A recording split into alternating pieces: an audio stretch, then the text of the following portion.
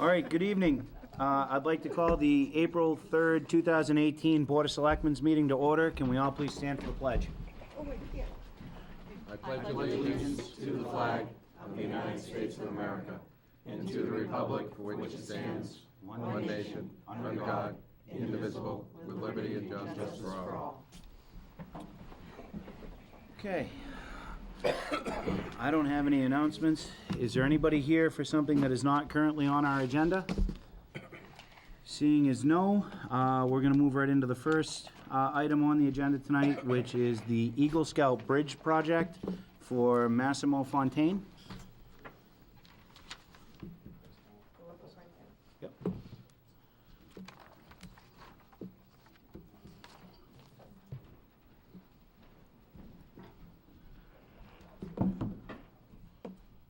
How we doing? Good, thank you. Should I use that? Yeah, if you can grab a seat, and unless you'd rather stand, it's up to you. I'll sit.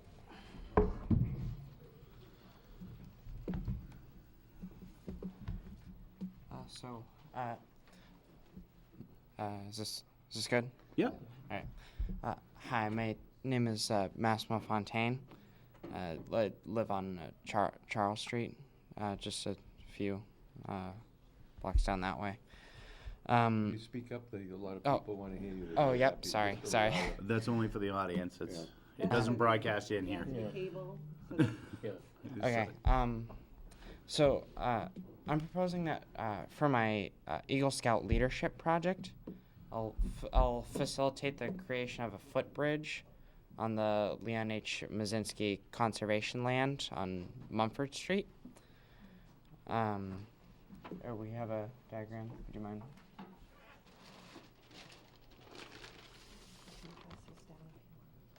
Thanks.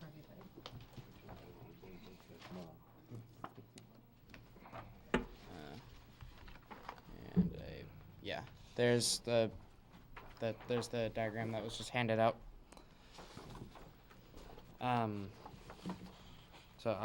It will cross this creek on the trail, which intersects on a trail that's already existing. Sorry. It will be replacing some broken pallets which already occupy the space. That would have, of course, in the process, be cleaned up along with marking the trail. Nothing will be of any cost to the town, as it'll be funded entirely by donations. I've been meeting with the Conservation Commission, town engineer, and briefly with the building inspector on this project, and it all seems to be proper in most of their eyes. All right, so you're doing a bridge and trail marking, you said? Yes. The markers have all already been created by the Conservation Commission, and they're ready to be used. All right. Matt, did Bill have any concerns, or Conservation have any concerns about any of this? We'd like to be very supportive. Agreed. So, have you got most of the funding already raised through your fundraising or donations? No, I doesn't seem that I can start fundraising until my project has been approved by the Boy Scouts of America. But that's a relatively simple process, just a few forms that need to be filled out, and then it'll be all set to go. It's pretty much a done deal, but I can't officially start fundraising at this very moment. Okay. How long will it take to complete once you start? Once it's started, that certainly depends on how many troops and in that how many scouts are willing to help once the project has begun. But if everything were to go perfectly, perhaps I guess a good estimate would be about 3 weeks. Does that sound right? I think once the major construction of the bridge would take a couple days, actually. Oh, And then marking the trail and stuff. Trail marking on a separate, maybe a separate weekend. Okay. Putting plenty of time before his 18th birthday, so he makes Eagle Scout, right? mhm. Be nice to have a few more projects like this going to town. Absolutely. Talk your friends into more of these. Yeah. We need more Eagle Scout aspirants. All right, well, do I hear a motion from anyone? So moved. Second. So it was made by Dave. Oh, I'm sorry, Pam, go ahead. I have a couple of technical questions. Sure. My son's an Eagle Scout, by the way, so congratulations, get there. Thank you. It looks right now that there's nothing officially that you could call a bridge. It's a pallet, right? Yeah. I guess that's what it is. So now something is being constructed that is gonna be a bridge. Will there be side rails on it, or just a not- walkway? Not side rails, but on, as you can see on this Oh, okay. diagram, there'll be small rub rails. Okay. I guess my question for the town's sake is, by constructing something like this, will it need to be maintained? How will it be maintained? And what will the cost of the town be for any maintenance? And also, is there any accrued liability with something like this being built? Now, I know it's conservation land, it's all donated and whatever. Just thought I'd throw those questions out too. That's where finance committee's brain's at. Will it cost anything? I mean, I can't speak on the liability side, but on the maintenance side, I would say it would be minimal considering the construction. It looks like you'd probably have a meaningful life of that over 30 years, depending on the materials, without any maintenance being done. And liability, you're on hiking trails. So I don't know, I got a couple of lawyers that sit on the board. What do you guys I assume think? the town would make sure that it was done properly, so I think if that's done, I think we'd be in pretty good shape. Not as a legal opinion, but Yeah. speaking to liability, it certainly would be less than what we have now with a pallet thrown in. That With nails was an sticking up? expert opinion. But the town didn't have anything to do with that, whatever is there now. So that was my concern question. Thank you. I hope we didn't have anything to do with the pallet and the creek bridge. I don't remember voting on a pallet. No. There actually might be a remains of a bridge, an old bridge under that pallet. Really? Oh, okay, so there was one there. Something, yeah. As to liability, during construction, the BSA is covered for that, Okay. or covers that. All right. Is there any other questions from the gallery? No?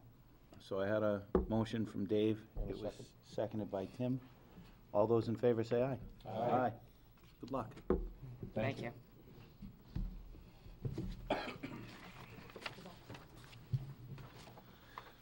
All right, which brings us to item number 2, cable advisory appointment for Mr. Fontaine. Mr. Fontaine. It's like a family matter tonight, huh? Exactly, monopolize the whole agenda.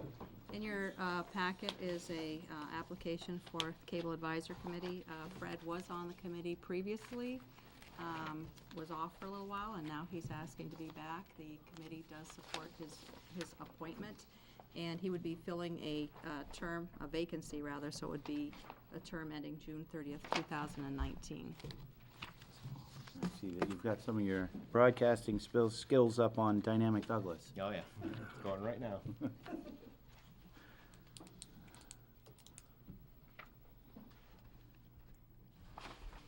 You served on the Cable Advisory Committee in Millis. I did a long time ago, yeah. Are you from that area? No, from Bellingham, but I've been in Douglas, 18 years now? Oh, okay. Still a newbie. I taught at Millis High School. Oh, did you? I'm a graduate of Medway High School, so Oh, really? we can't get along now. Well, my business right now is in Medway, so. Oh, all right, maybe we can. Yeah. Well, I thank everybody Great for background. Yeah, I thank everybody for volunteering, because getting people on any board or committee is quite the task, so I don't see any issues or concerns, or... Make a motion that we appoint Mr. Fontaine to the Cable Advisory Committee for a term ending June 30th, 2019. Second. Made by Tim, seconded by Mike. All those in favor, say aye. Aye. Congratulations. Very good, thank you. Thank you. Might be nice to tape the construction of the bridge and put it on. Okay, so this brings us to item 3, which is our joint meeting with the Finance Committee and the school administration. So, if my friends from FinCom and the school would care to come up and join us. Wanna, there's a annual and a special. Take one of each and pass it on. It's like grabbing you. Yeah, switch those chairs, please. Exactly right. Thank I you, can't Eric. believe you did that, Jean. I thought he had a chair. I didn't realize, I thought that was the extra one. That's plain musical chairs. That black one, nobody likes. We usually stick Rich Bowen with it. Well, I returned it. Howard, how are You you? want my chair? Howard, we can squeeze in and get you up here. Are you sure? We won't forget you, but don't be shy. Well, I don't think Howard's ever shy. I was gonna say, I'm not gonna accuse him of that. If you are tonight, it'll be a first, Howard. Right? It's a nice chair. There you go, but it's all set.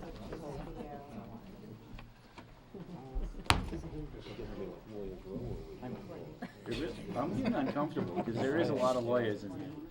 Right? Too many. One can't survive, you need at least two. They cross, What? do they cross pollinate? Do, yes. Give some strange flowers. All right. So, do you folks need to call your meeting to order as well? It's now 7:14, I'm gonna call the Finance Committee meeting to order. We do not have a quorum. You do so- not, that is perfectly okay. I won't hold that against you. Thanks. All right, so I did want to get, as we're all sitting into the tail end of budget season and getting into town meeting and things like that, have the Board of Selectmen and FinCom sit down and try and level set where our heads are at, see where your heads are at, and see if we can come up with a general consensus on trying to present something to to town meeting that's going to be palatable and as fiscally responsible as we can be, considering the revenue constraints that we have. Sound good? Sounds good? So, and Matt, you made enough copies for FinCom, the school, I think so. all parties concerned? All right, so, I'm sure as you guys have been seeing on our meetings and the, overwhelming commentary that's been on social media, that the Board of Selectmen proposed a $1.5 million override, in order to try and balance our budget out over the next 3 to 5 years, hopefully, if all goes well. 1 second, I think you guys have made some changes since the last budget we saw. That's why Gene asked me, I put them out here, but I think everybody grabbed it. I'll go make copies, Matt. I'll watch you sleep. Yes, I'm sure. We'll wait for Matt, but yeah, changes, there was some changes made on the fly during the meeting. Thank you.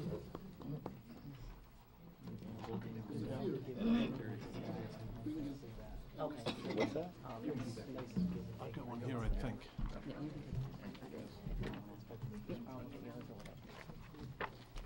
That's the right one.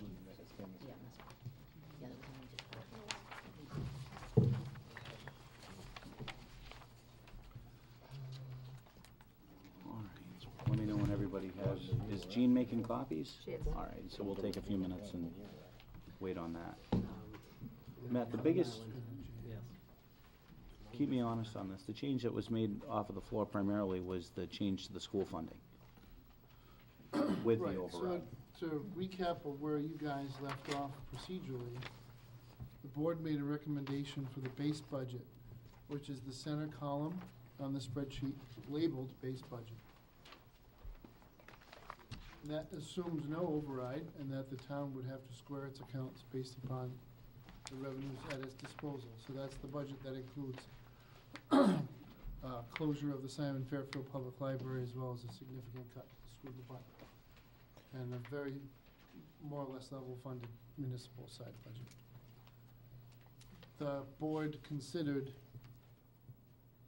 parts of a budget with an override, and we narrowed down only really 3 accounts that would change should the override pass. One of those accounts would be bringing the school department up. The other would be to keep the library open. And the third change was a substantially higher contribution to the town's OPEB, unfunded liability account. The board did not, in the end, actually take a vote on the full amount to be given to the schools from the override. The conversation was held at that point. You had suggested a number, that the delta from the base budget to the override budget would be about $643,000. That's pretty much where I recall, but you did not actually vote that. Okay, and I think the other, we did vote the, We voted to short fund the Blackstone Valley Tech budget by about $70,518 to bring them to their mandatory contribution and nothing beyond that. okay. And that was 5-0. That was the last vote I think you took. So also in those discussions there would be no reliance on free cash in the budget if the override passes as well, so that's, For the first 2 years of the 5-year period, okay. there would be no predicted use of free cash to balance the budget.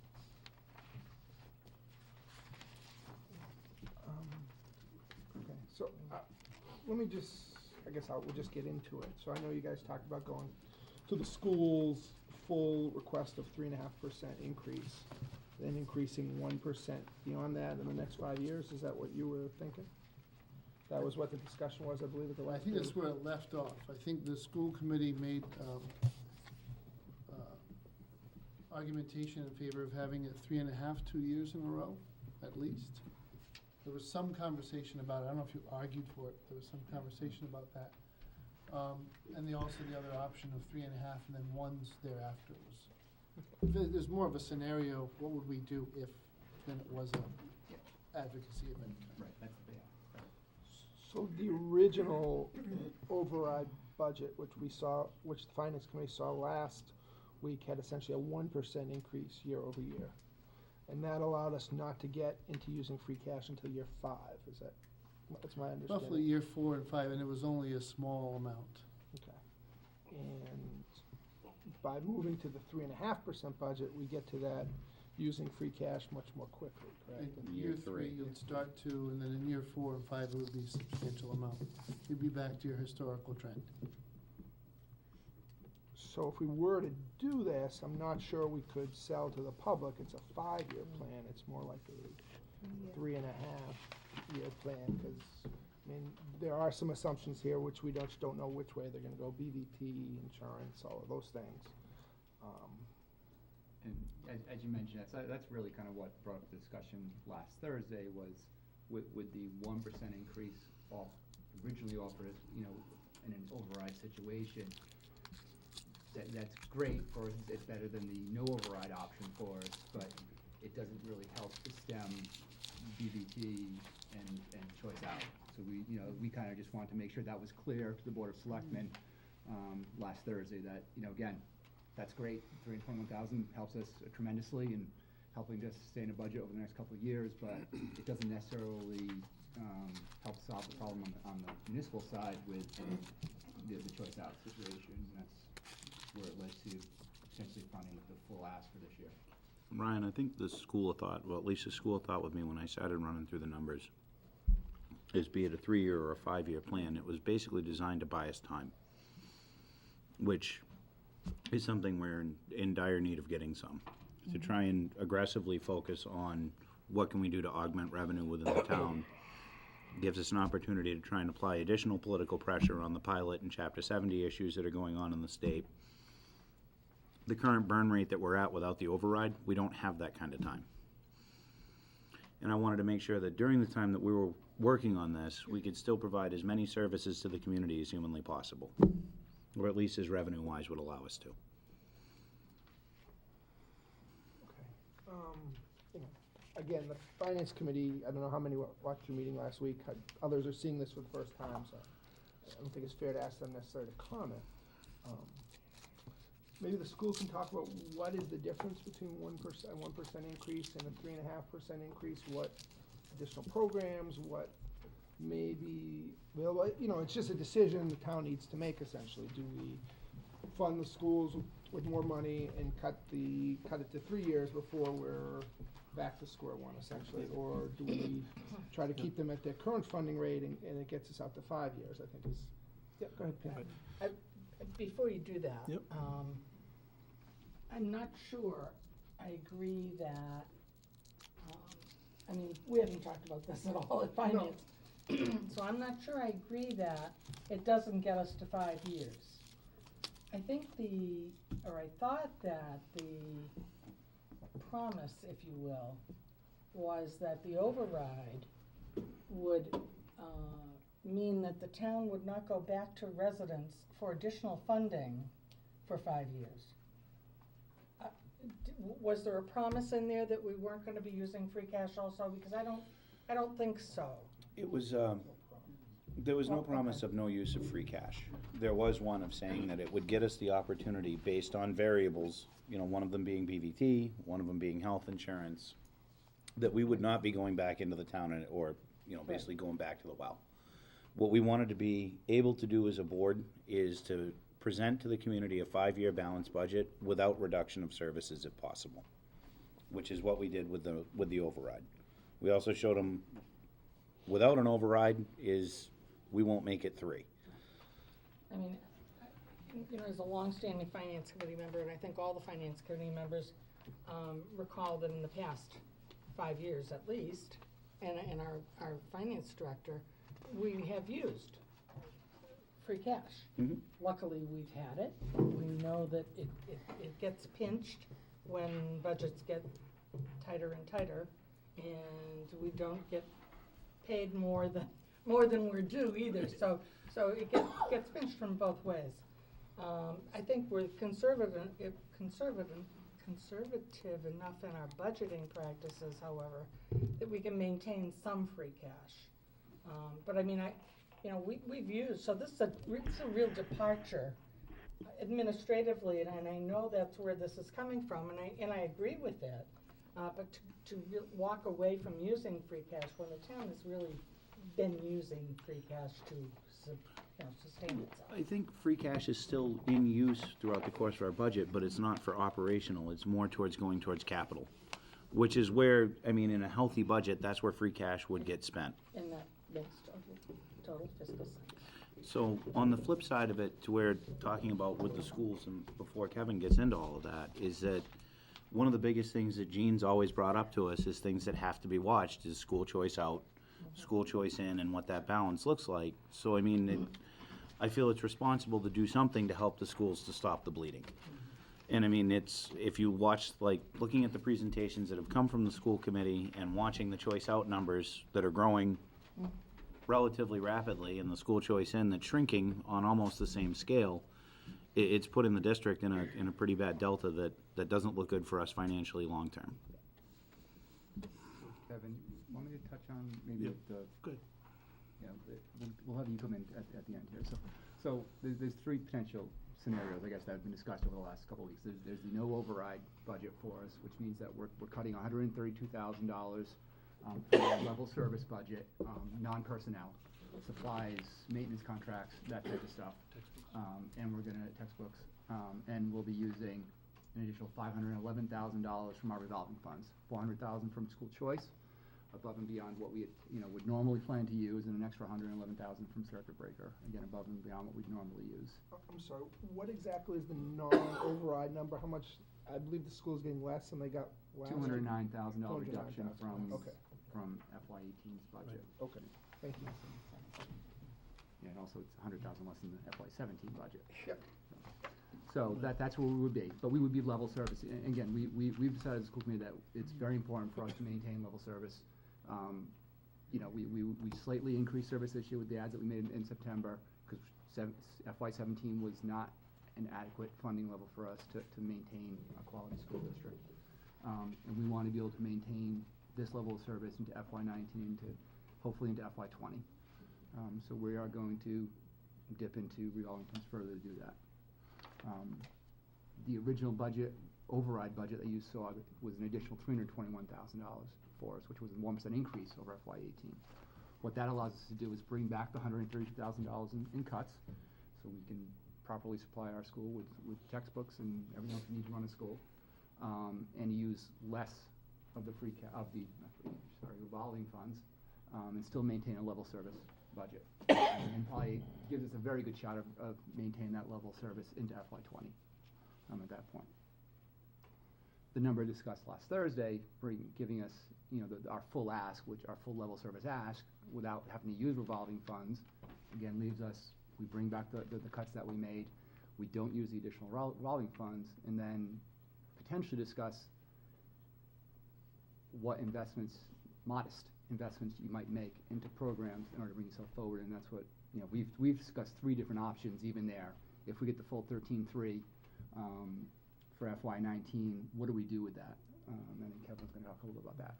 So the biggest issue that we have is the override allows us to remain level, which is the important piece. I think the biggest issue that we've had within the district over the last 6 or 7 years is the instability and the ramifications of instability, which have resulted in staffing cuts, program cuts, increases in user fees. And I think that those have had a significant contribution to what's happened with the school choice in, school choice out, private school, BVT numbers, and Norfolk numbers that have had an impact both on us as well as the town side as well.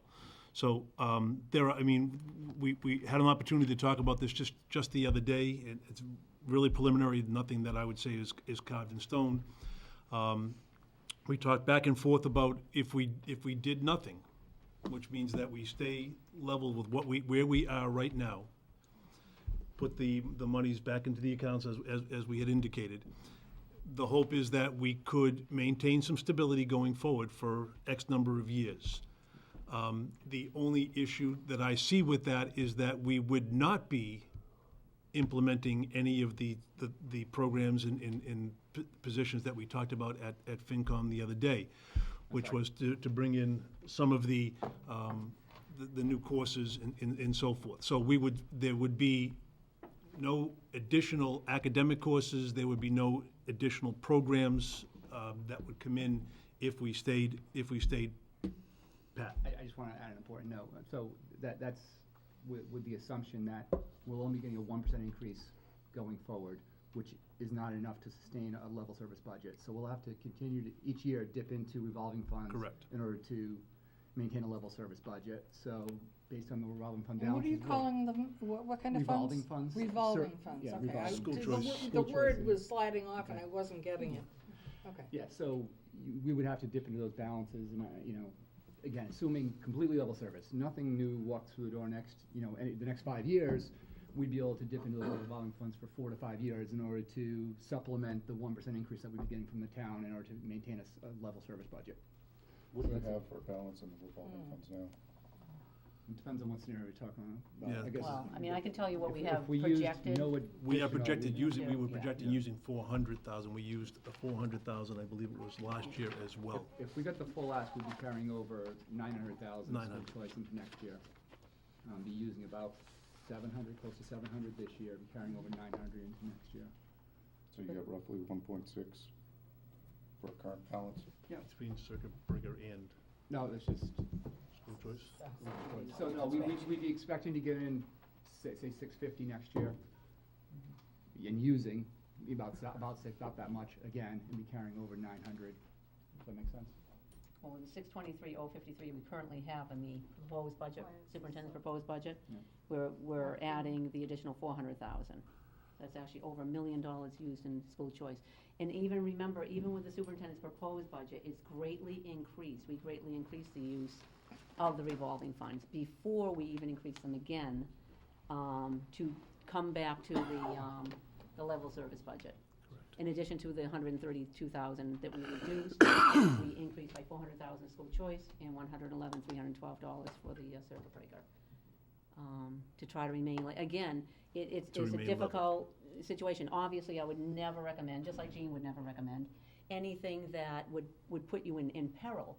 But you're balancing the utilization of those funds to keep some stability, level service, which will help both the school district and the town, basically stop the bleeding, because it does affect as we've been saying for years that this was gonna happen. The last couple of years it's jumped up a lot. But we still will have some balances left, obviously, in both of those accounts to try to deal with anything that comes up. We would never bring them down to zero or anything like that. That would be totally irresponsible. We would never recommend that. Yeah, so I guess it depends. If there's no override, and the plan we have, we'd carry forward 500,000 into next year. And just school choice. And just school That's choice. just school choice. Circuit breaker are much higher, and again, the usage there is much higher. So it's in my mind, I try to keep a rule of thumb. It doesn't work exactly that way.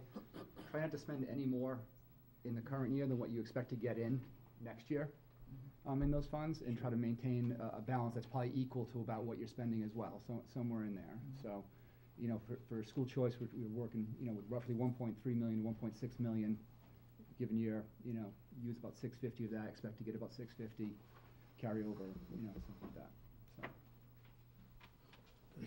So that was the idea, was to try to stay. Yeah. One of the options is to do so, as Brett mentioned, you'd be using school choice to offset the shortfall, but you'd be able to stay level for a number of years. Now, there's a lot to be said for staying level and stability in offering what you presently offer. The other side of the coin is that when we were originally discussing this, and one of the words that came up quite often was, how does the school district remain competitive with other schools in the valley? So, for example, one of the things that we know is that students are going out to, say, Norfolk Aggie, and so we've been exploring a possible collaborative opportunity with Uxbridge, Northbridge, and I think as of right now, those are the only schools that might allow us to offer animal science, plant science, engineering, and manufacturing, so that those students would remain in our district, and we wouldn't be paying the cost of them going out at, I think it's $22,000 to go to Norfolk, plus the transportation piece, which is having a significant impact. And we only have 8 students going out. Some of the area schools have 23, 25.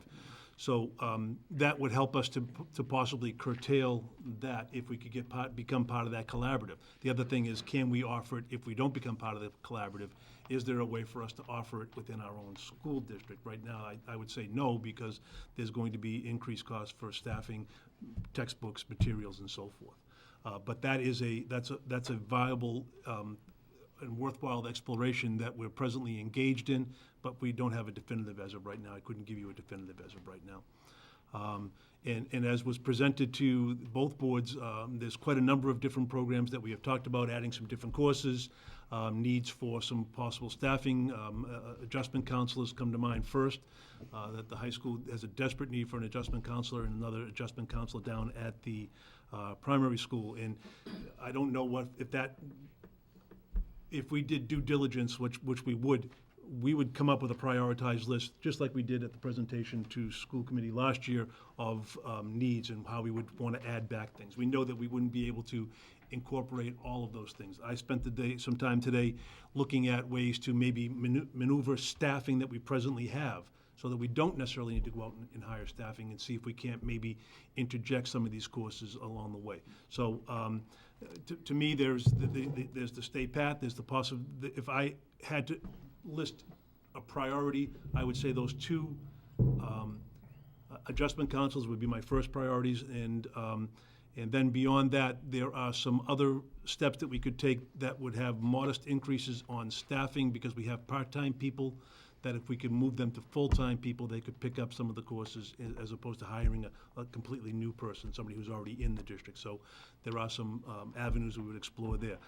The key to it, however, is down the road, I've got to believe that the community wants us to begin offering the most competitive 21st century learning experience we can for all of our students. And in order to do that, and I'm talking about things like coding and computer science programs, offering bringing in biomedical and try to do some other things along those lines. Some technology pieces at the lower grade levels. Those are all things that we would eventually want to implement, but right now they are not on the drawing board at all. There's a design there, but right now we know that implementing them is cost prohibitive. There's just no way that we would be able to do that.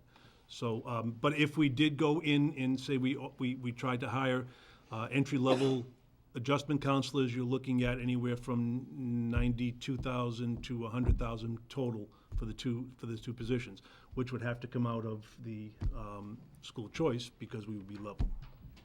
So I think we talked about, again, do you just stay level funded and have some certainty for several years? Do you make an investment in something like adjustment counselors, expanding some of our technology programs, which I really see as kind of shoring up our foundation? Or do you actually kind of, what I put it as is keep your powder dry for FY19 and look to make some investments in FY20 into the plant science and potentially engineering programs going forward. So that's the three overall things we did. But any investment that we make now, yeah, how long you can sustain it, but you shorten the window there. Right. So with, again, all the current knowns. So, I mean, it's gotta be at least some form of help if we can at least, if it gets to a point and everybody agrees and votes on it and the town agrees to it, to at least level service. To Yeah, where I if they say think- we're not taking anything else away, that's gotta at least slow down your choice out number. I think it does, yeah, and in the way I view it, I think we've had minimal budgets for 10 years now, which has contributed over the last 3 years to a negative enrollment trend for us. So it took a while to get there. The current no override budget, I think exacerbates that problem, because it's gonna leave us in a position where we can't provide any certainty for level funding for any amount of real time. The 1% increase with an override, I think, helps to maybe keep that problem, get, the bleed out probably stays at a consistent level, doesn't get any worse. The full ask probably hopefully stops the bleeding. But it's difficult to promise that either, because it took 7 years of minimal budgets before you started seeing the negative trend. How long do you have to get back to consistency, certainty before you see that trend reverse? That's the big question. Have you considered approaching any area colleges or education programs? I think of WPI, and they've got a great reputation. If there's any help that you could get in setting up some of these ancillary programs that... So this collaborative is as I understand it, has just signed an agreement with UMass and with Wachusett Regional as their host schools. So the students will also be able to earn college credit in participating in the program, and there's also an internship program along with it.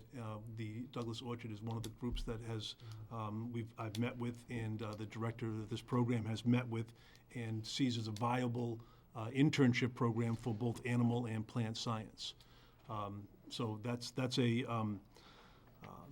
another component. So we are married up with UMass Stockbridge, I believe it is, and although I think it might be UMass Amherst, I think he said that he wanted to use Amherst. But if you can get some college credits, right. I mean, what a great thing to attract and keep them here. Right. So that was hopefully one of the hooks that would be a differential between attending some of the other vocational schools. Right. If we could do the engineering piece, and we can do the manufacturing piece, that students will be have an opportunity to earn college credits while they're in school right now. We presently have that at the high school. Students who have been participating in the 12th year program, they've gone to Quinsigamond and taken their senior year there while also finishing up credits with us. So they've been able to enter into college with a number of credits already earned. So we do have a program like that, so it's not a new program, so we're comfortable with that program and see it as a viability. There are some questions that have not been answered as of yet that, as I said, we just began exploring this as a possibility for the district. I even floated the grammar school that you guys would give it to him, so he said he would consider that. He wants to renovate it and turn that into that would be the satellite campus. Great. It's between that and Uxbridge. I always forget, McCluskey, is that the name of the middle school? Yeah. McCluskey Middle School. So, but one of the issues that comes up is what's gonna, is what's gonna reverse the trend. Why were our numbers so strong back 7, 8 years ago? And what was the reason for the change in that dynamic? And at the time, we offered all the athletic programs, and the user fee was $125, and there were caps for families and there were caps for individuals. We had, as I mentioned, we had jumped into the math science initiative, and we opened up our APs to numerous students, and we attracted a lot of students from other districts into our building, because a lot of other districts had very high entrance criterion to get into an AP. Ours was opened. If you had the interest and you were willing to do the work, you could have an opportunity to go in there. And I think that brought in the number of students as well. And we were having success. We have a strong band program and other activities that kids could get involved in.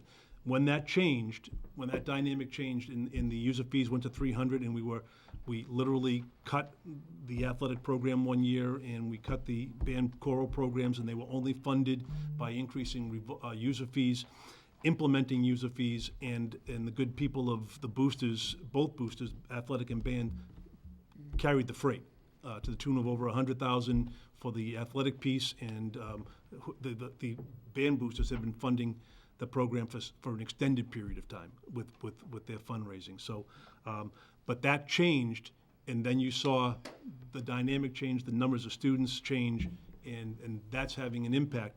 So what will keep them is the question. So if we sustain, I think that's definitely a positive. They feel confident that the programs that they're in, that they will be there going forward. Then the question becomes, as Brett, I don't know, keep your powder dry, is that what you said? Powder dry. The good part to that is, if we can begin, as I said, implementing some of these programs sooner rather than later, I think that will be an additional hook that will keep people from leaving the district, especially if we can get on board with this collaborative. I think that the biggest problem is you have different, parts of our school constituency that have different wants and needs. Some are going to be, they just want to know that what we have now, we're going to have for 5 years. Others saying, I need more. So it's how do you please all of them?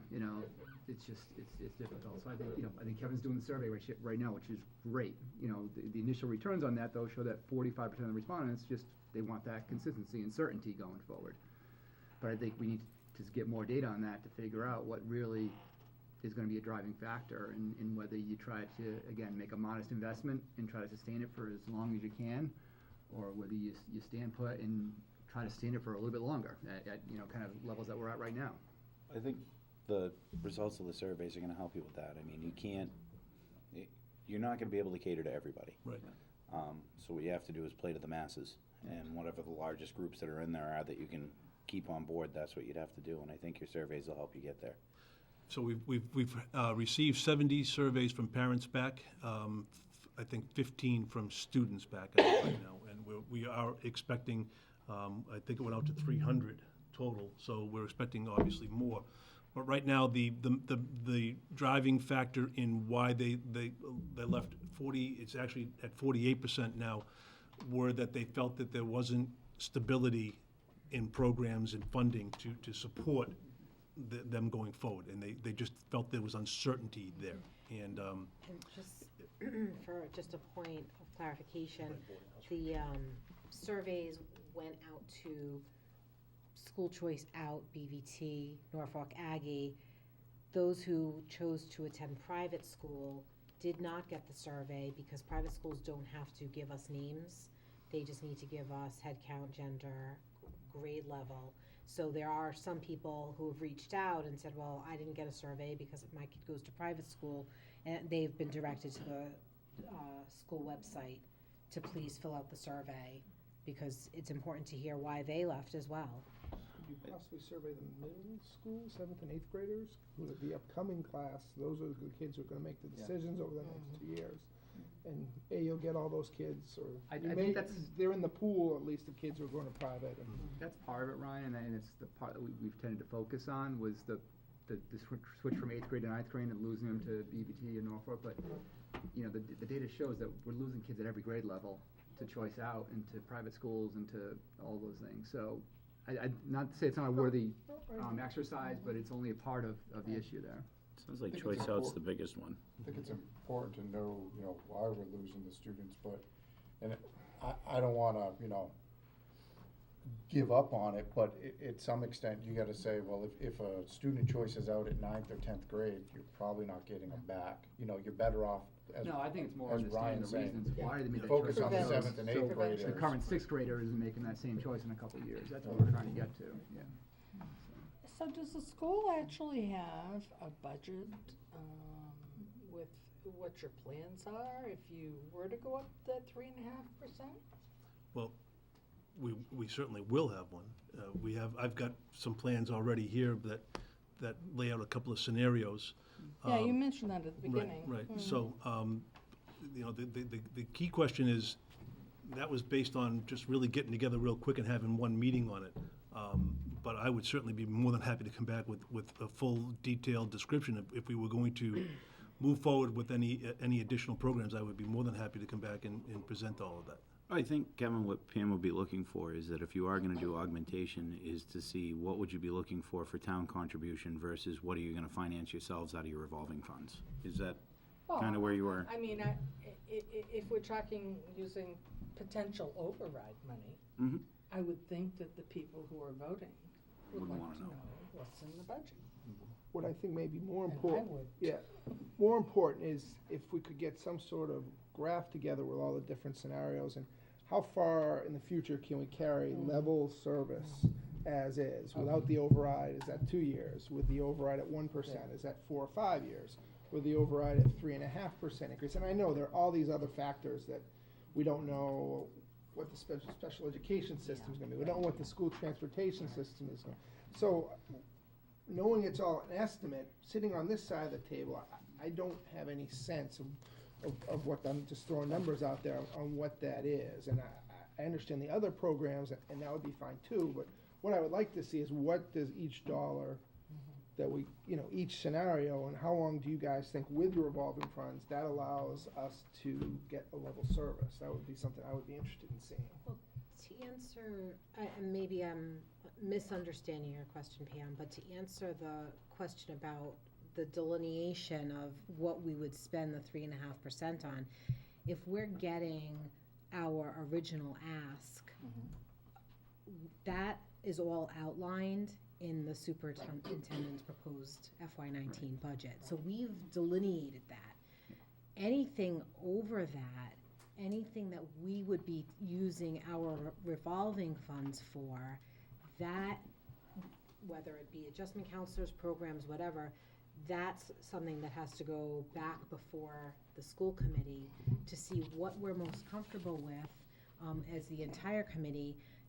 Because again, we don't want to put forth something that we cannot maintain.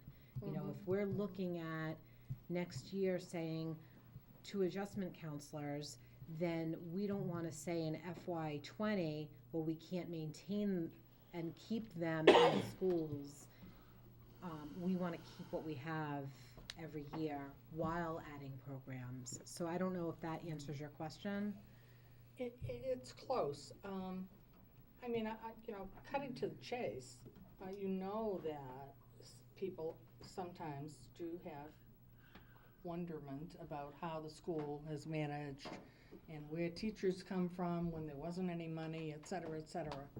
And I think just as a matter of trust, to give people an idea of where their additional dollars are gonna go. Well, it's on the FY19 superintendent's proposed budget is on our website. Okay, and that's without the override. That's, No, that's That's- our full ask, that's that our was the level full- That's your service full budget. ask, okay. Yeah. Which was, Okay. is what is currently being proposed would be provided to us if the override were to go through. Yeah. but I would Um, also like to add, though, that every single decision that we make does happen in an open meeting and does end up on our website. So, you know, the wonderment of it all, we take away that mystique by having open meetings. That is, we are abiding by the law.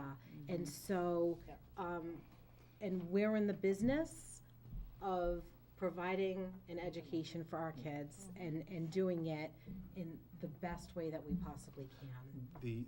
The increases, the use of monies from revolving accounts to reinstate positions last year was presented in three meetings.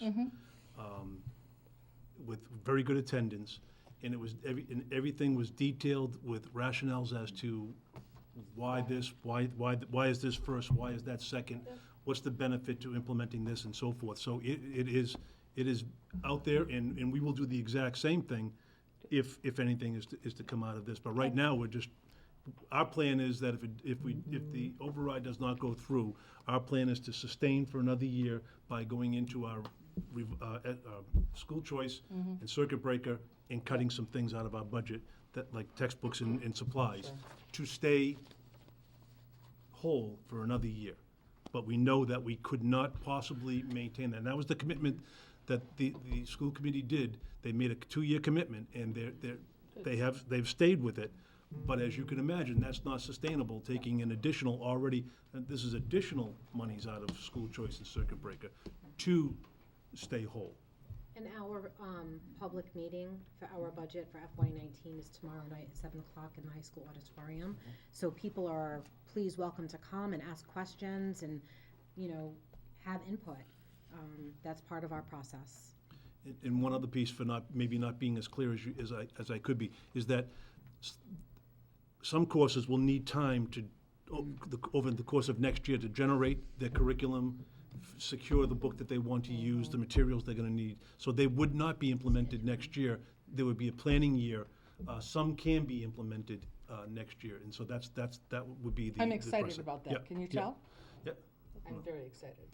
I love the ideas that you're proposing and Right. putting on the table. I think that's going to generate excitement with Douglas students. We just need to be able to fund it. We need to be able to fund it, yeah. Hey guys, you've actually got Pam excited, that's saying Oh, something. I've Pam was been- very I've been complimentary waiting at for the this. meeting. I mean, I'm thrilled beyond. Was there any discussion back at the board meeting after you met with us at FinCom? I know, again, I'm a big supporter of these additional programs you'd like to put forth. I think that would greatly enhance the curriculum at the school level. My concern with it, though, is the more options we give the kids, the smaller the classroom. Do we have enough students to fully outfit a classroom if you've got a microeconomics, an accounting, a biomed, et cetera, et cetera? And my recommendation was maybe to reach out to some of the other surrounding schools. Was there any discussion after that at the school committee level of, should we go forth with this venture?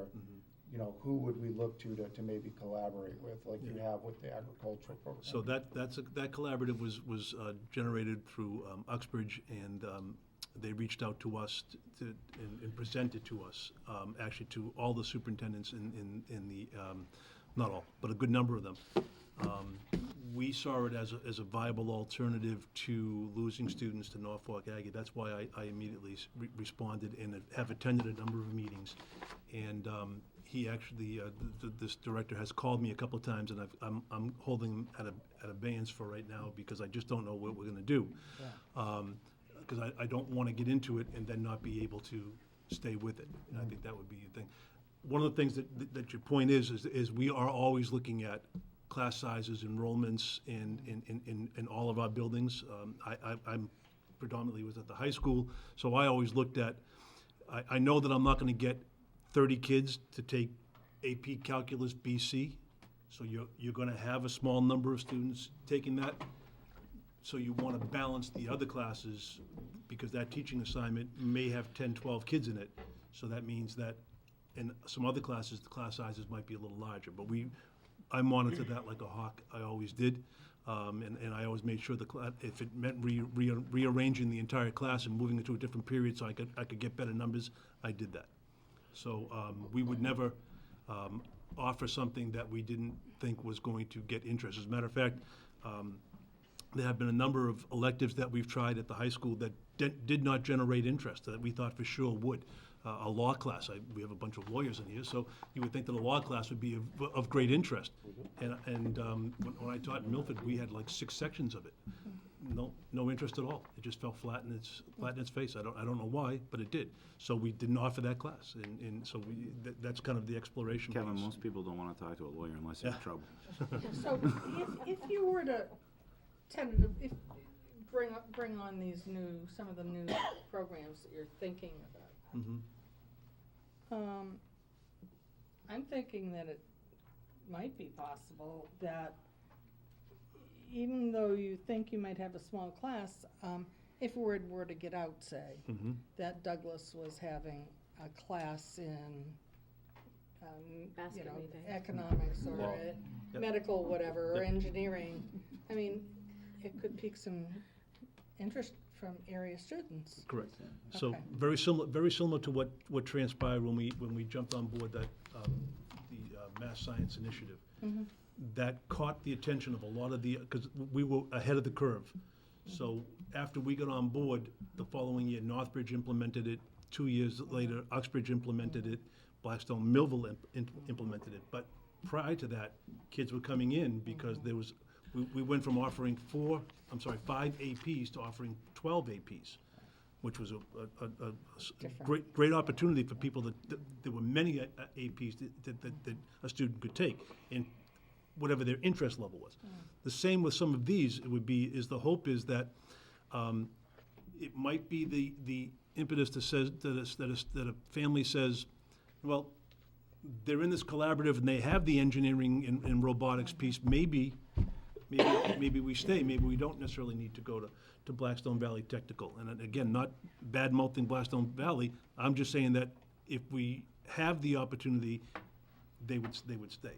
And if the collaborative were to get off the ground, the question that I have that has not been answered is, if we have the collaborative, does that mean that Norfolk Aggie is no longer an option, or is it a second option? Because if it's a second option, it defeats the purpose. It would have to be that students could take animal and plant science here, not at Norfolk Aggie. So those who are presently in would be grandfathered, but. Well, I mean. Go ahead. Yeah, I mean, I appreciate the forward thinking, and you definitely need to do something to, not just stabilize the district, but to start doing things to augment it, to hold on to kids and maybe potentially bring some new ones that are in. And I think the long and the short of it is just making sure that we don't bring something into the school district that we can't continue to give them. Correct.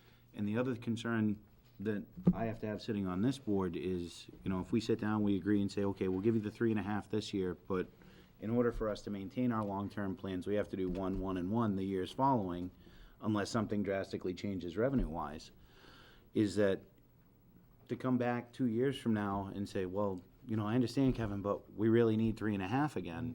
I just don't know if we'd be in a position to be able to do it, and I don't want to set you guys up to fail. The biggest thing that I want to see is, the district stabilizes, you offer some continuity to the kids, we try and do everything that we can to stop the bleeding, but my biggest thing is I just don't want to go back to the well again. Like, over the next 5 years, I don't want to hear terms like override or even consider it, and just be able to try and sustain ourselves to a certain extent. I think that's the difficult part, even with an override and getting our full ask for a level service budget. The question becomes, if you make an investment, how long can you maintain that investment and sustain it, versus are we better off just, take a full level service this year, bank the revolving funds, and just maintain certainty for 5 years with programs as is? Neither one sounds great. No, and I fully understand that, one change in your special education roster that has to go out of district can absolutely make this budget implode. No question. And that was what Ms. Keegan was mentioning. You don't want to get into a situation where all of a sudden a couple of unexpected education costs show up, and you're dependent upon using it to stay even, and now you're in a precarious position because There's really no such thing as I don't think we've seen a true level service budget, because there's always, There's always a variable. I mean, I know my thoughts when going through the budget process is my biggest goal was to keep the community and the services offered whole, or as whole as I can keep them. be it police, fire, highway, school district, senior Library. center, library.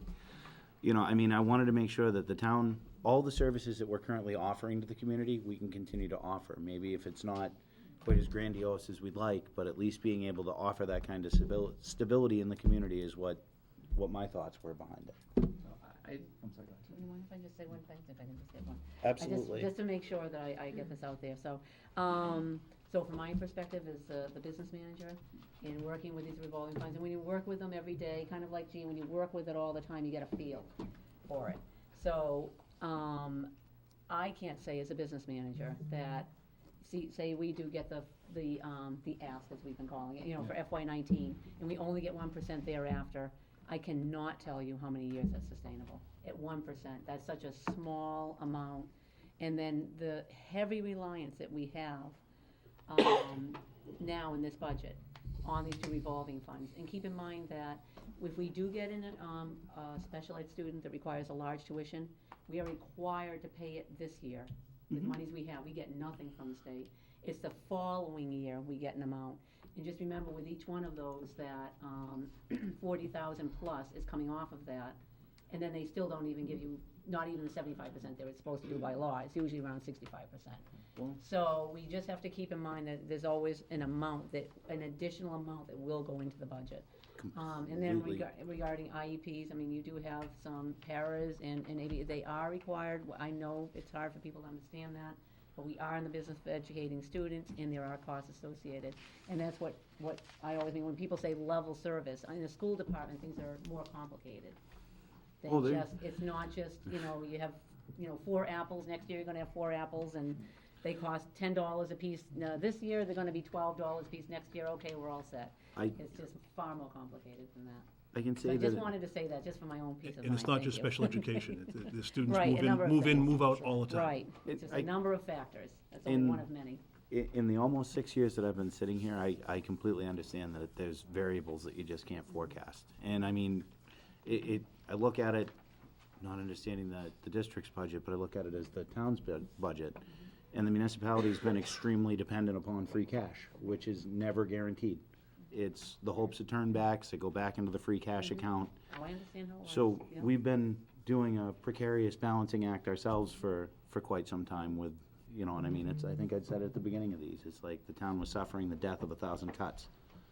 And we got to be so masterful at it that the community never even realized that this is what was going on until, the proverbial bottom fell out, I guess is the easiest way to explain it. So, I mean, I understand that it's hard to forecast and say, well, we've got a lot of dependence upon revolving accounts. It's the same situation that we set in, and we all just have to do the best that we can with whatever it is that we're able to allocate out and what's in the best interest for the district and the community and the library and all the other services. So, but I hear where you're at, and I know the big variable in the education system is definitely special education, because, you could get one student that could almost bankrupt a district depending on what their needs are. So I get it. So I just wanted to add that, as we're looking at this, we are truly trying to look at this as not just a school issue for us. We're trying to consider a full town solution here. And really, again, that's kind of what brought me to speak up last Thursday was, I felt that the original solution that was offered really wasn't gonna get you what I thought the town needed, with regards to relief on school choice out and BVT and other things like that. So, to that end, I think we'd be open to input from, both of these boards as well. When we're talking about what's the best way to proceed, again, if the override were to come through, is it just to maintain level service for 5 years, or is it, adding? And I think the more minds we have thinking about this, what's really gonna solve this from a full town perspective, the better. So, I like I open, email away, whatever it has to be, or throw the stuff out now, so. I did like you keep the powder dry theory. So is to get through year one with an override if it goes through. Yeah. And it puts you guys in a better position to say, okay, I'm going into FY20 and now let's start adding. We've managed to stabilize, give the students and the parents and everybody else the peace of mind knowing we're not going anywhere. Now how can we not just keep you but add to you? That's my thoughts. Anyone? What a fun discussion. I love talking numbers. Gene, you must be thrilled.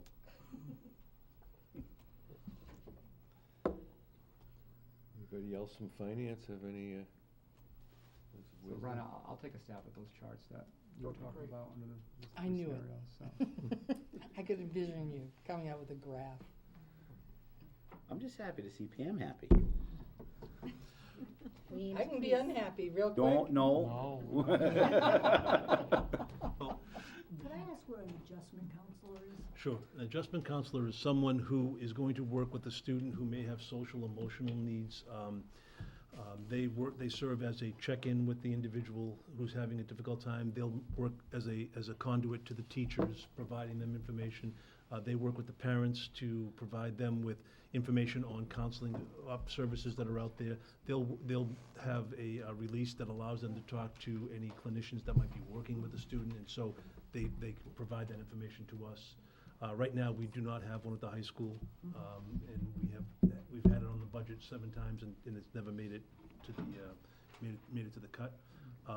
And I'd be lying if I didn't say that, like every other high school in America, in every other school in America, we're seeing it all the way down to the primary school now with social emotional issues, that the support is critical to helping those students to be successful. Right now, if something happens, who's ever doesn't have somebody in their office right now is the person who's handling that. And you would have somebody who's earmarked for that purpose.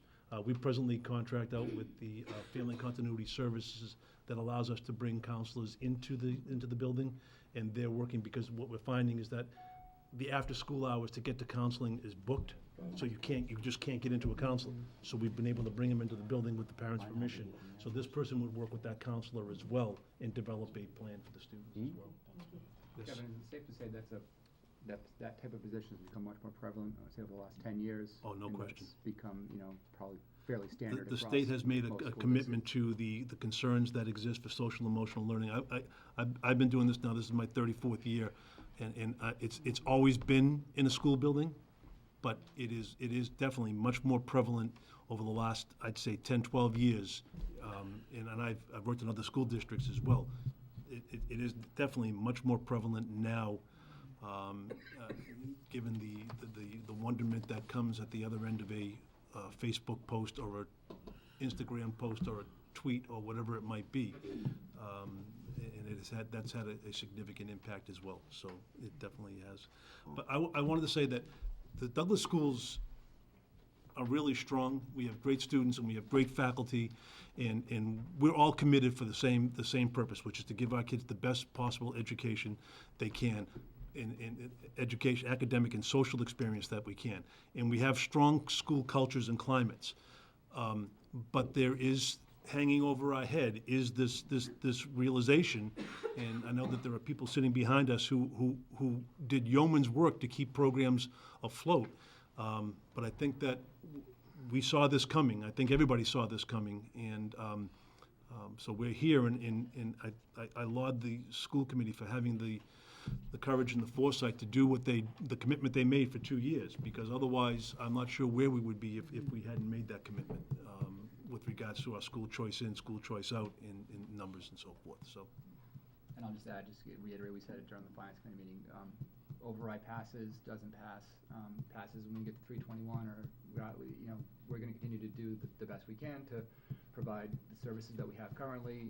Kids are going to get, I guarantee, a great academic experience with us, regardless going forward. With a required net school spending, we've proven that we can do some pretty good things with that. But again, we can't be competitive with some other schools with regards to breadth of programs. So that's what it comes down to. And I think we shared with the Finance Committee the packet of information on performances. I don't think we shared it with the Board of Selectmen, but we did share it with the Finance Committee to sort of validate that it's true. It's not something that we're sort of just saying. Madam Kevin, one non-school question. How does the override budget affect capital projects?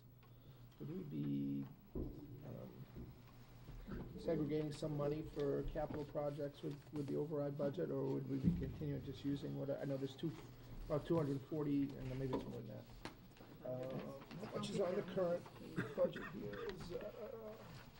Broken down on here. I'll take a stab at it if you want, Matt, because I think without the override, the capital projects are gonna get drastically cut.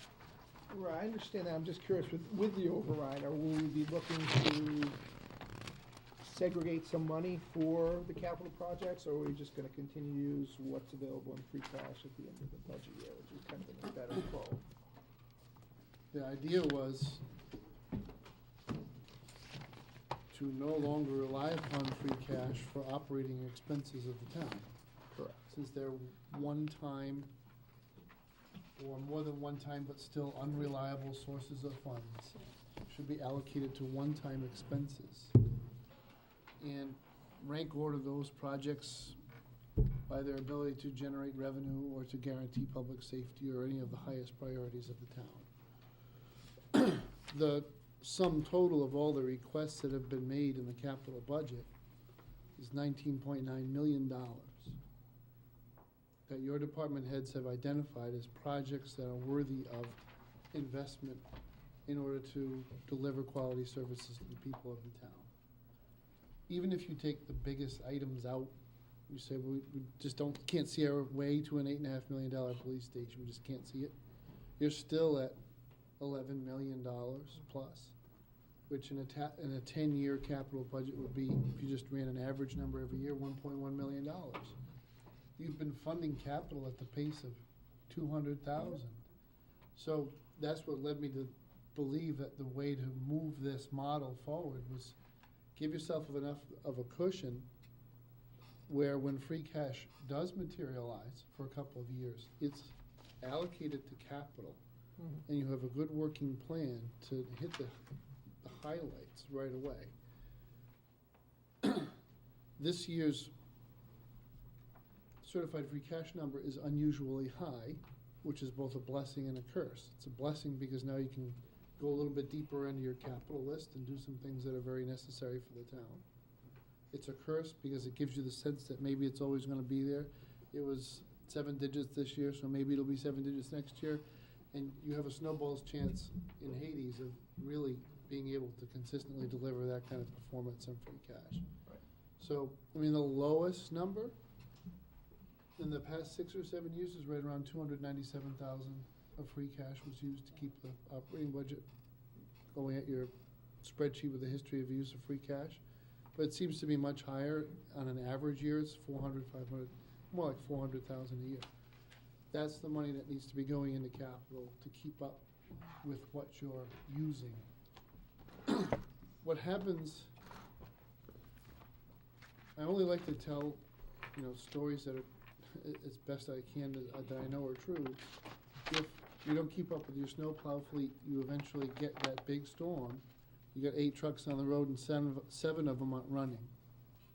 Or you have an ambulance breakdown on the side of the road with a patient in the back, and you're calling mutual aid to transfer the patient.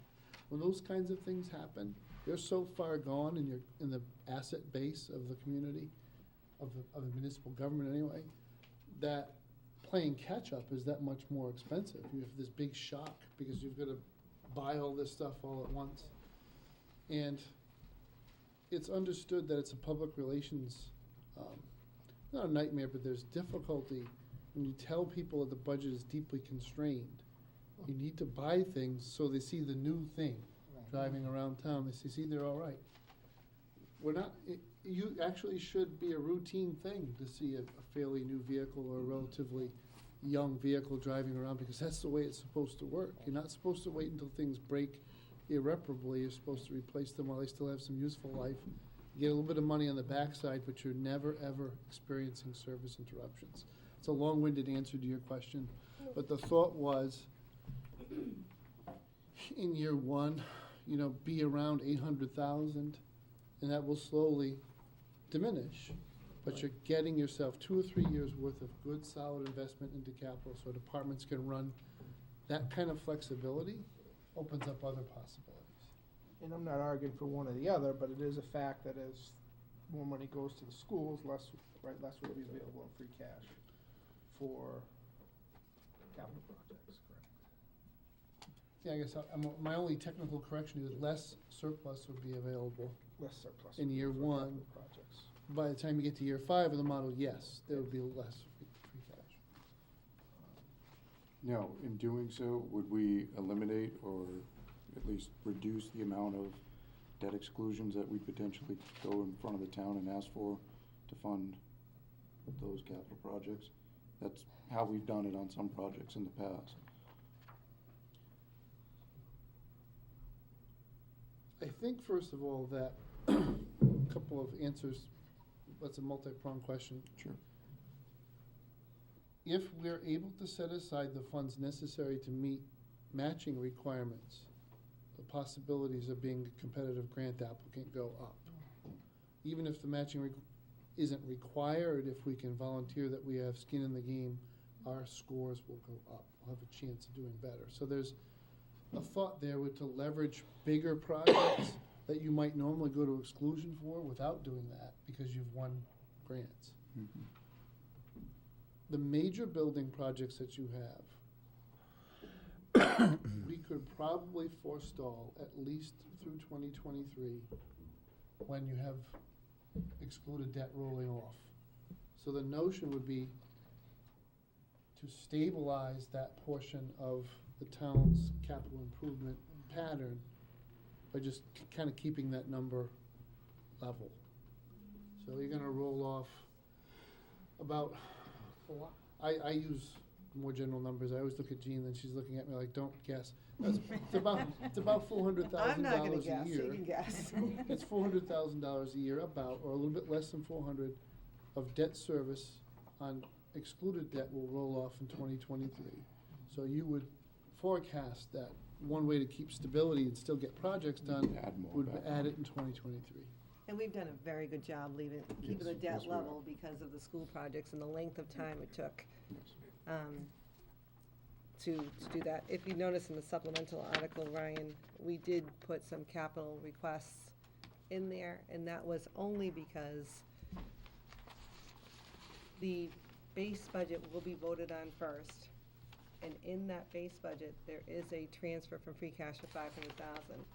So the two kind of offset each other. So if you look at the supplemental budget, Yep. you will see some capital items there. With the understanding as you go towards 2023,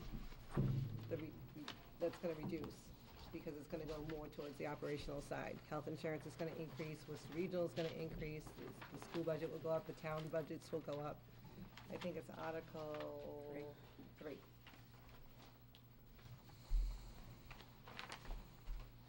Maybe obvious and maybe I'm missing it. How are those capital items, I know they're different items, but why are those listed there while the $450,000 worth of capital items are in Article 11? The $450,000 is voted based on the free cash in FY '17 that was certified. Yeah. So that went through the capital process, and These are additional capital, okay, I got it. because there was some confusion, Yep. and again, the board has not voted on this yet, there was some confusion as what the $1.5 million was gonna be spent on. We're doing that next. I'll table my discussion. I have one technical question about Article 3. Ideally, the Board of Selectmen and the Finance Committee agree on what to spend the additional funds are. If they don't, would both budgets be posted there? Would one or the other? We're kind of getting back into that question of who owns that article. We talked about Article 2 in the Finance Committee meeting last week. I'm not sure what the answer is, but.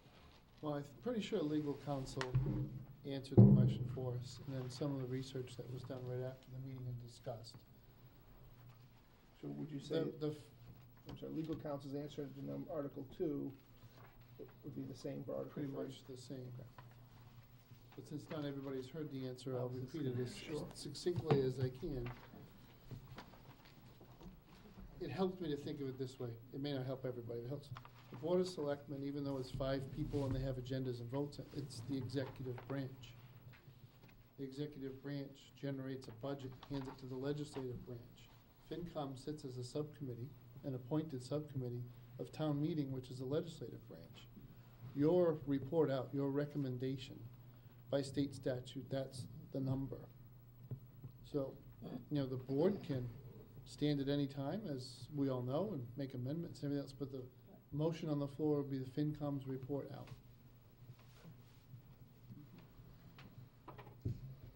But as Kevin pointed out early tonight, the concept would be to try and get both on the same page. Sure. Frankly, both with regard to the override numbers and to the extent there is an override. Exactly. It's a confusing enough Beforehand. process. Beforehand, right? Yes, that's what my hopes were, is to try and get everybody as close to on the same page as we can, because like I said, this is confusing enough. And then if we say, well, here's a selectmen's budget, but here's the amendments based off of FinCom, and then let's all stand up at town meeting and try and discuss it intelligently. We won't understand. Yeah, we might as well just give up and go, all right. Kevin, is it your goal to try to get close to that by the end of tonight, or just go back into our boards and come out? Well, I mean, I'd like to at least vote on what we send to FinCom. I'd like to have follow-up discussion based off of you guys looking at it, going through, because ultimately, what FinCom proposes out to town meeting is that's the article. So, I mean, I just don't want anybody to have any surprises or anything else, or if there's questions, all of us are available and willing to sit down and talk and hash out whatever we can. You know, I mean, I stand true to my statement regarding the override of we all succeed or we all fail together. So the closer that we can all work together, then the better off we're all gonna be.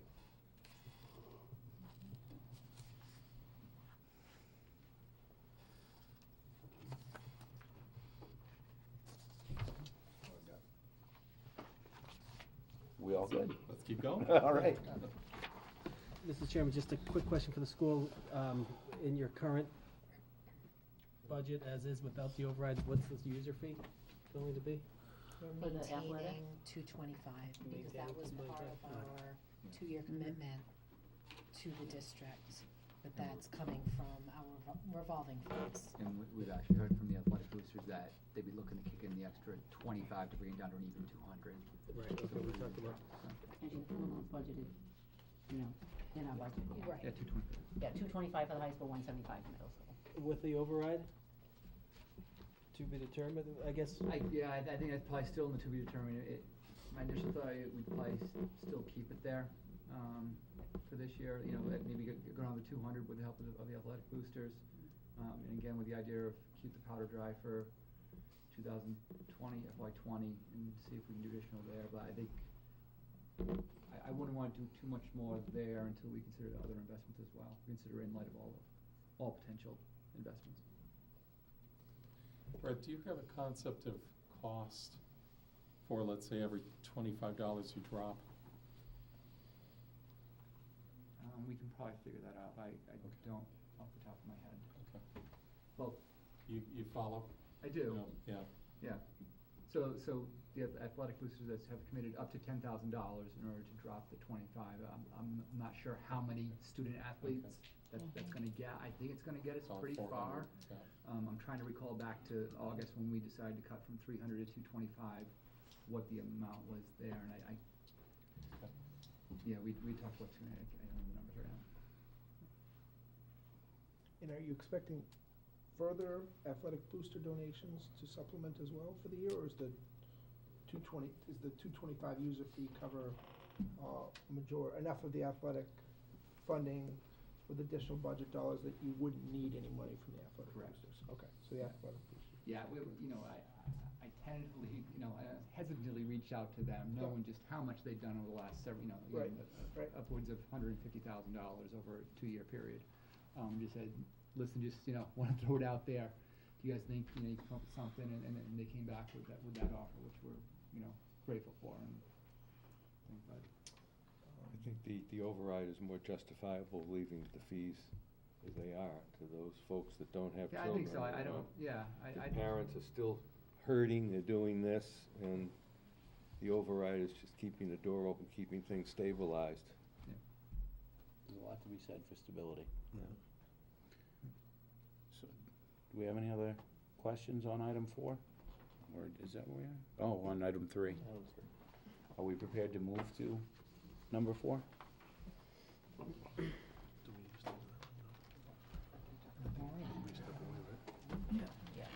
Thanks for your time. Thank you. Thank you very much for coming in. I appreciate it. I'm just gonna make a motion to take a brief recess as finance is gonna head into the selectman's office and continue our meeting. All right. What's on your agenda? All right, We're We're gonna take talk a little five. bit about what we talked about tonight. 5 minutes? We're gonna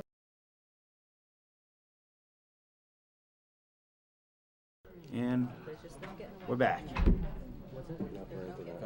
You know that? They're eating your peeps. So Just the heads. you can go on record that Finance Committee is potentially eating house peeps tonight. Starts with the, Just yours. the peep starts with the head and rots the rest of the.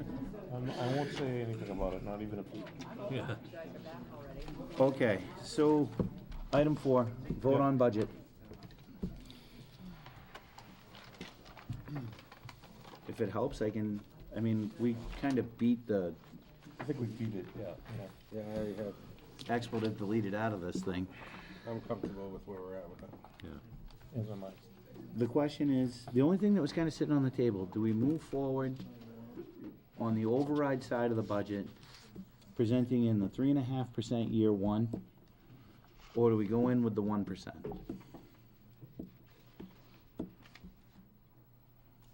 I thought we agreed upon 3.5% last week. I think that was the consensus. It was? Yep. And that was all that was really left for us to vote on, wasn't it? All right, so everything else reviewed. Do I have to read through this? Do I have to read through this whole thing again? Or can we just say, please see Cliff Notes from previous meeting? Do we have a Well, budget there's as a presented column to here, the meeting? Mr. Chairman, this, what are the changes from the base budget to the override pass? That's a much less tedious reading exercise, All right, because you'd be changing schools, library, OPEB. all right. So where do we go here? And you have a very small change on insurance and employee benefit. So really, those are the only items that would be different All right, from your so, base budget. okay, so it would be the base budget. We can still change the presentation, it's the budget we're approving, so if we want. Where's OPEB now, Well, you're signing the warrant tonight, Yeah. so one suggestion, Gene, is that on Article 3, it would appear that those are almost like year-over-year increases. And the suggestion was, this is a supplement. The base budget, using the library as the most stark example. The number in the base budget for the library is 2701, is my recollection correct? But the supplemental budget with an override would increase that to 227,572. We just have to remind people, and what Selectman Davis was suggesting is remind people that the base budget is a very low number. It basically means you're closing the building. Is there a way to show that in this article so that people understand? Some people are gonna look at it and say, gee, there's a big increase for the library. Would that go in the flyer, information Well, but flyer, it's, not the it'd be- warrant? you know, here's the first thing they're gonna see is the warrant, so, I think that's part of the commentary. yeah. And I hope that by the time we get to town meeting, people understand. Maybe you could have an That the asterisk on library- it. Yeah, I was just gonna say that, asterisk it and. Yeah, footnote that in the base budget is 0 funding. I just, back to the health insurance, we did not adjust that in the supplement because that's actually a decrease. So we kind of disregarded that line item when we got to Article 3. So we increased the library by the 227,572, Douglas Schools, based on their vote, 643, 647, OPEB of 75,000. Those are the 3 lines we identified. Yeah, but it's a small number, but Right. it does change, because there's a netting out effect of unemployment compensation that you wouldn't have to pay out, but health insurance premiums that you would pay out. It happens that those numbers are very close, they're about $2,700 apart, which is why it changes. You actually save money on that one line item of employee benefits, keeping the library open. Because we anticipate full exposure for the unemployment compensation period, should it be closed.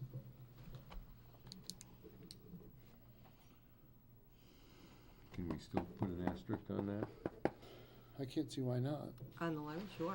And I then actually, you actually in the warrant, I mean, change the, And you want it to say base is 0? well, 20. yeah. Bases, heat and Basis water. library. So Matt, Yeah. Or you could just put it in the text, increase library wages from 0 Okay, yeah. to 164380.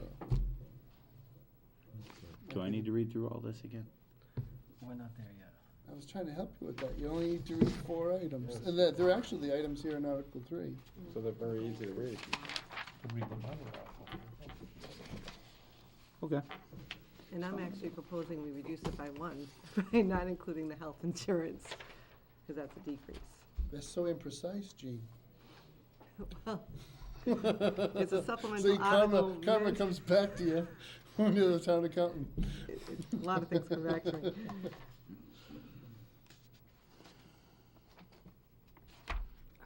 All right. I was kind of struck on this, and the highway superintendent's here, but we don't have a chipper. You have a highway department with no chipper. So what do you do?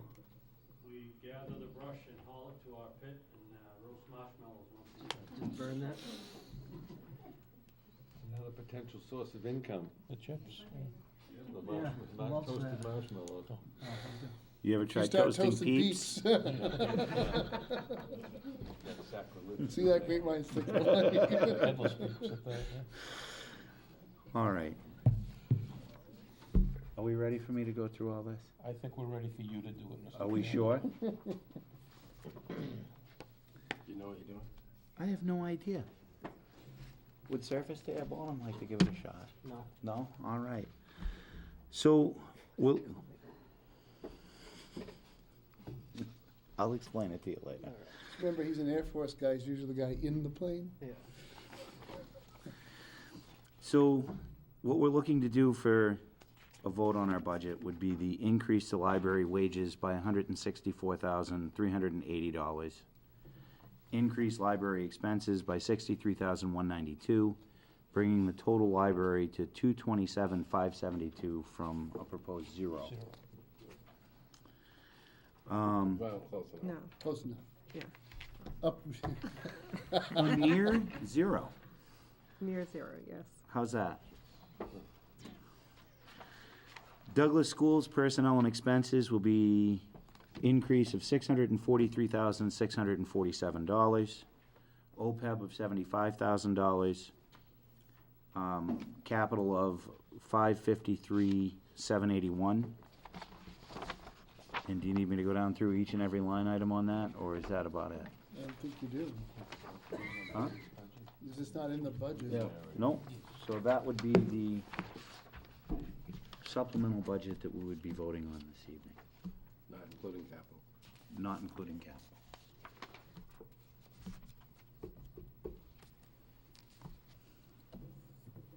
So I'm gonna move that we approve the supplemental budget as presented. I will second. That was made by Mike, seconded by Dave. Is there any further discussion on this? All those in favor say aye. Aye. If there's no objection, I'll go next door and tell them that, so they have something to work off of. No objection, my friend. How are you doing with them over there on tape without you? Do you miss them, I'm Gene? looking at the agenda saying, am I going over there too? We're just, you can, we're approving and signing the warrant. Okay. Does the board need any other questions answered prior to me We leaving? know where you are, so we can come get you. I can if we assure you, do. Gene, there'll always be questions that come from the board. I assist the board before I leave. See, there's no trust. I think we'd ask this though. You leaving? Snow and ice I'm going to removal? that meeting. Oh, there it is. We're not Fine. meeting We did up that. You don't need me anymore. We even provided you with a comfortable It's chair. still pretty pathetic for a New England town, but it's better than what it I'm just was. afraid of what she's gonna Global do. warming from the chickens to the- That's what I said. Believe how hard I had to fight back then to approve this. It used to be 85. I don't know how you do that. Well, approve and sign the warrant. Want me to sketch on? Are you going Tell them to that the we're other gonna cut office? snow and ice down to $5. They're gonna Can't just cut it. sign it. They're not reviewing it. I don't know. Are you reviewing the other articles? Will of the board. It wouldn't be there if they hadn't already looked at it. And they still definitely spend it. I'll wait till you can. All right. Mr. Chairman, Yes. continuing. Sure. We're on number 4. Keep the chairman focused. I know that we're on number 4.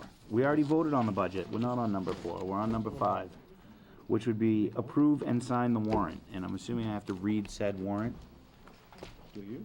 I don't believe so. I think as presented to the. Yeah. And attached to the minutes of the meeting. I mean, So I'd be looking for a motion from one of So you moved. fine gentlemen. Second. Made by Hal, seconded by Dave. Any further discussion? All those in favor say aye. Aye. There we go. All right, then I need you to sign 7 of each, please. Holy We Toledo. typically do go through them, just so the townspeople know what. Don't we do that with the moderator? Yes, we do. The moderator. Okay. So this brings me to the minutes for the March 14th, 2018 and March 20th, 2018 Board of Selectmen's meetings. You can go now.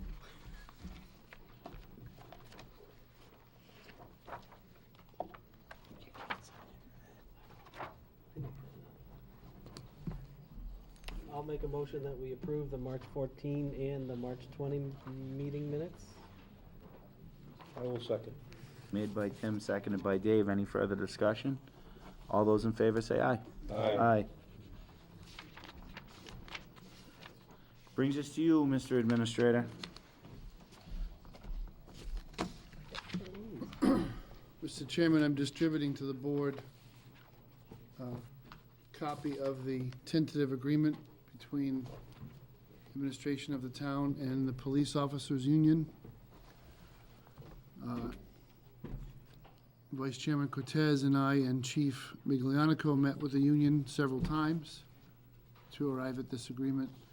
It is a substantial rewrite of the contract, which had gone for many years without any sort of language updates or any other additional work. I'll hit the highlights for you.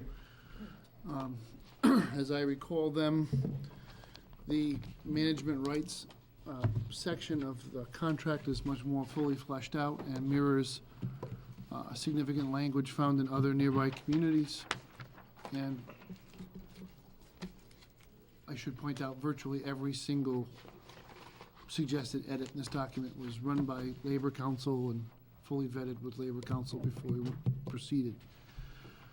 The term of the contract is 3 years, so this supplants a process that had been in place of just doing 1-year agreements. Gives everybody a little bit more predictability and stability.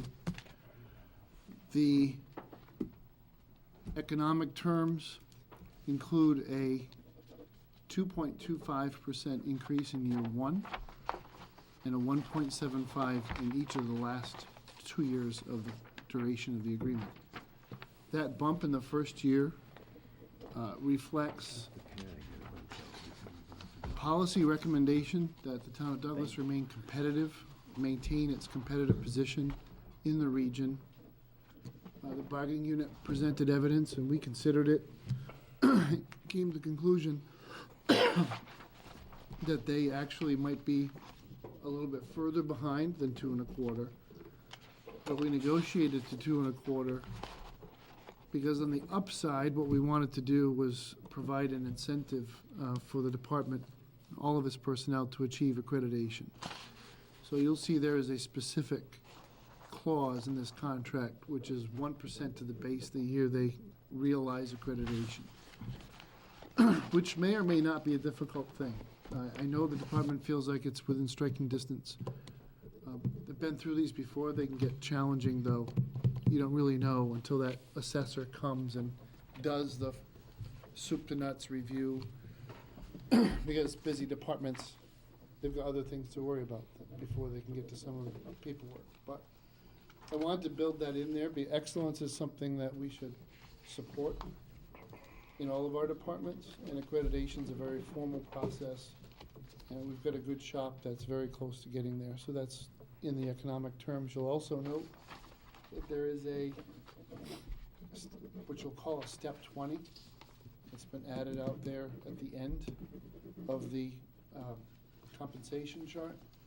So it really reflects one more step after the step 10 for those officers who remain patrol and want to stay with the town of Douglas past the 20-year mark. There's a bump there, the typical step.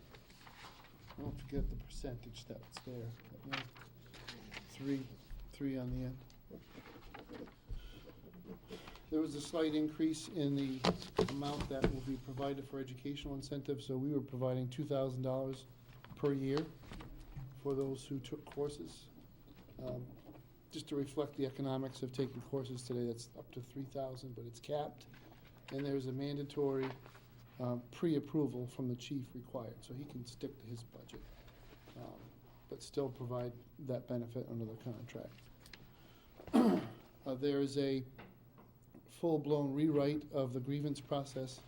So the grievance process was from a contract that was negotiated while the town administrator in Douglas was still an executive administrator. It was just a very different balance under the personnel bylaw and under the Administrator Act. So the selectmen no longer serve as the step 3. The last step is arbitration, step 2 is to the administrator, step 1 is to the chief. And I think that's most of the highlights, Mr. Vice Chairman. I think that's... I don't think you've missed anything. How do you feel about it, Nate? Went well. Went well? Happy with it. They are as well. I like it when a plan comes together. Okay. Do you have anything else for us? We'll begin negotiations with the firefighters union this Thursday. I don't know if we'll finish our work before town meeting. We will try to. This agreement will kind of set the stage for that, and you'll notice we're trying to carry through all the discussions we've had about COLA and the way the teachers have settled out and the way we wanted to treat that. So we might be starting off with a fairly firm position around that one item, but there are a lot of other things. They have a very, very old contract. In fact, the last time they negotiated language, it was when the firefighters in this town were represented by the Teamsters. So we've got some work to do to modernize that contract. But once again, the goal will be 3 years and a fiscally responsible agreement. Well, history dictates that both the police and fire collective bargaining units are relatively simple to deal with. So that's at least a good thing. And it's appreciated. Also this Thursday, my last announcement, Mr. Chairman, at I believe it's 9 o'clock in the morning, the town of Douglas will be recognized for having achieved its green communities designation. And that event is going to take place in Grafton, so if there's any Why it interest. was in Grafton? Are they greener? Particular reason? Bunch of towns getting it from? Yeah, it's regional. Oh, I think as many as 20 towns may not have, that many? Oh, good. statewide. But, so that's the formal recognition of what we already have in place. And the actual implementation of that first round of funding is in the warrant for a town meeting. It's a reimbursement grant, so we needed to take the money from free cash to do the streetlight project, and then we'll submit for reimbursement, and it'll come back to us. It's all been deemed eligible, and it was part of the application process and approved and vetted. Nice. But that's the last piece of that mechanically. That's all I had, Mr. Chairman. All right. So do we have any old business? Just an update on the meeting with the governor or his or her, I guess his designee. Is any movement on meeting with Beaton or? I have not heard anything. The last time I had sent emails back into the governor's office is that he was very busy. It's a potential that we may get audience with the lieutenant governor and Commissioner Beaton, and I know Ryan and Joe McKenna are both working on that. That was the last update that I had, but I'll ding them again. Oh, okay. Any new business? Okay, do I hear a motion for adjournment? Second. It was made by Mike, seconded by Dave. Any further discussion? All those in favor say aye. Aye.